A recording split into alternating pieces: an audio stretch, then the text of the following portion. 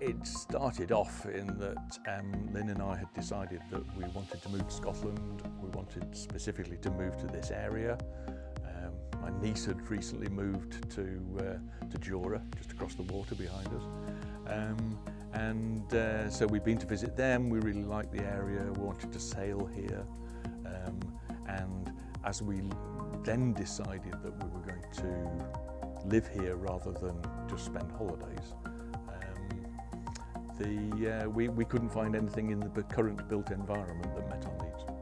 So we started looking for plots. And this plot was the third time lucky. When we started looking for a plot, it was actually overhearing a conversation in a pub in Mull where we heard this guy say, "Knowledge is power." We actually set about finding as much information as we possibly could. So expecting to find a suitable plot advertised in an estate agent's window, that's pretty unlikely. Property transactions happen often without going anywhere near Rightmove. And that doesn't mean it's difficult, but you've just got to talk to different architects, see what they've built, talk to the council. Planners are there to help create a good built environment, and if you actually get into conversation with them, they will help you. The planning websites, you can find out which architect built which house. You can look at local development plans as to what areas are allocated for development. You hear a lot of people asking the simple questions like, where do I go? Well, we'll start looking it up. The information's all there. When we actually bought this plot, we created an architect's brief and actually documented how we wanted to live in a place, what activities we'd be doing, just sort of day to day. I mean, vignettes would be one description of it, just a little short story of, okay, I'm getting up in the morning, I'm going down to the boat, or I've just been fishing, something like that, just little snapshots. Then you're defining an activity, you're sharing future views, and you can then start thinking about what can we create physically that will enable those future views. That for us was the key thing around the design of the house, but also, before that, was this the right plot for us? It was then get into more detail about, well, what do we want in our house?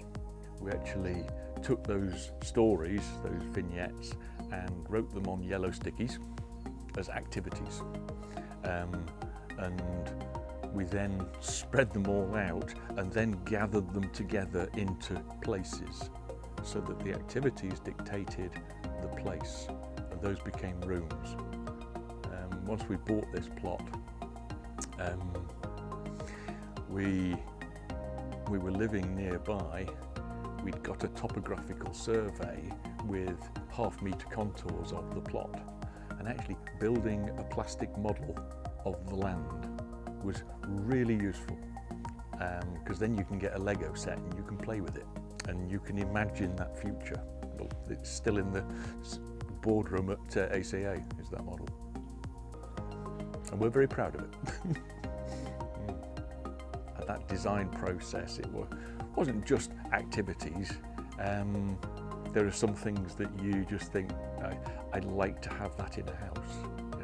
We're on the coast, and for me, I've always had the sort of vision of what kind of buildings go on top of cliffs. Well, if you look at Cornwall, you have white Coast Guard stations and things like that, so I wanted some feel of that. Lots of windows. Lynn loves the idea of cantilevers, so that was an essential, and we've got quite a few of various different forms. Look at where we are, and we wouldn't have implemented this vision, and it is, absolutely what we envisaged in the first place, without their help, both from a creative input So ACA, they allowed that and ran with our creative input. We have had other conversations with other architects when we were selecting, and we had everything from a view's not important, you'll get used to it. Very quickly we wrote off some people because they weren't listening to us. For example, one of our desires was we have a plot with a fantastic view and we want to be able to see it, and we want our bedroom to be on top of this house with a fantastic view. So having the bedroom up on a 3rd story would be great. Oh, you won't get one. I won't design you a house with that, was the response.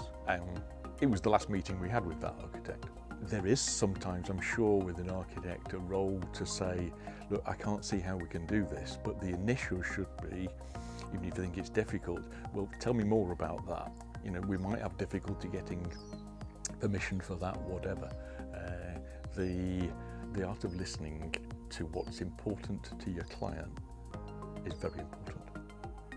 We've both learned a huge amount about SIPS construction and house building, etc. And without ACA's technical input and being able to ring them up and get to come and explain things, we wouldn't be anywhere near where we are. And it's also very important to have the great patience to explain things 6-7 times without saying, well, as I told you last March, how you do it is this way. So it's very good.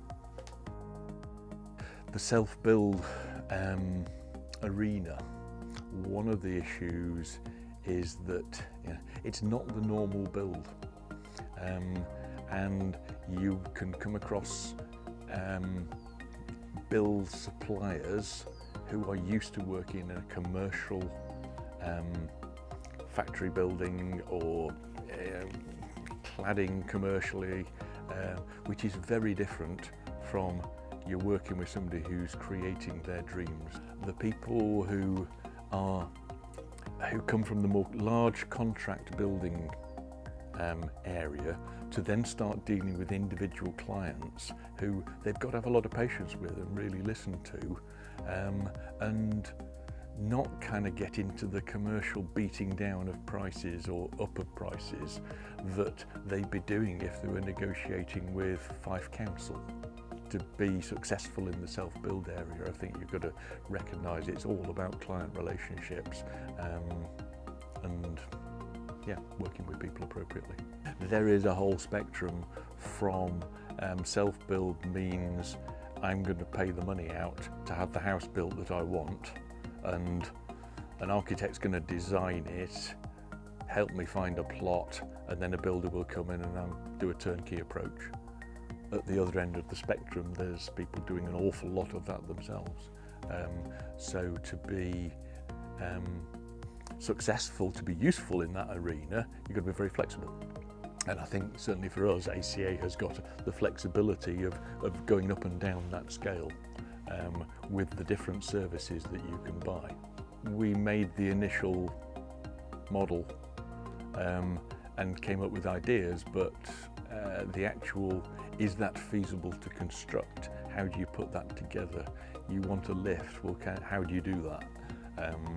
So the practical design around our ideas so that it would actually work. So another aspect of helping with the design and translating it is to, the BIMX gives a very early on a very good view of what it may look like, or what it will look like. In fact, it's incredibly accurate. Now it's up, it's quite bizarre sort of looking at it, saying, oh, you've got that BMX we've been looking at for 3 years is now sitting outside. We'd do a one-page budget straight away, just at the level of plot, groundworks, building, all the bits that have to go on the building to make it wind and watertight, which are huge. And the internals, at least just put some figures down, and you should be able to do that in half an hour. if we're not confident or particularly knowledgeable about a particular area, you back off it. Have reviews which are not just task reviews, but are what are you really comfortable with, what are you not so comfortable with.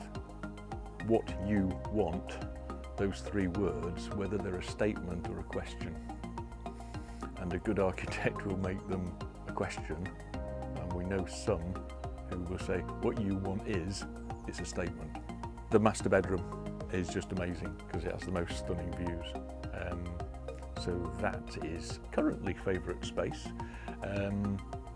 I really like our office, which is, we're very lucky to have 2 completely different aspects. We're in woodland, in trees, and on top of a cliff looking out over the sea. It's brilliant. And to be sitting at the computer looking at a massive oak tree that's only, it's a bit close actually, but it's only 10 metres away, and it's beautiful.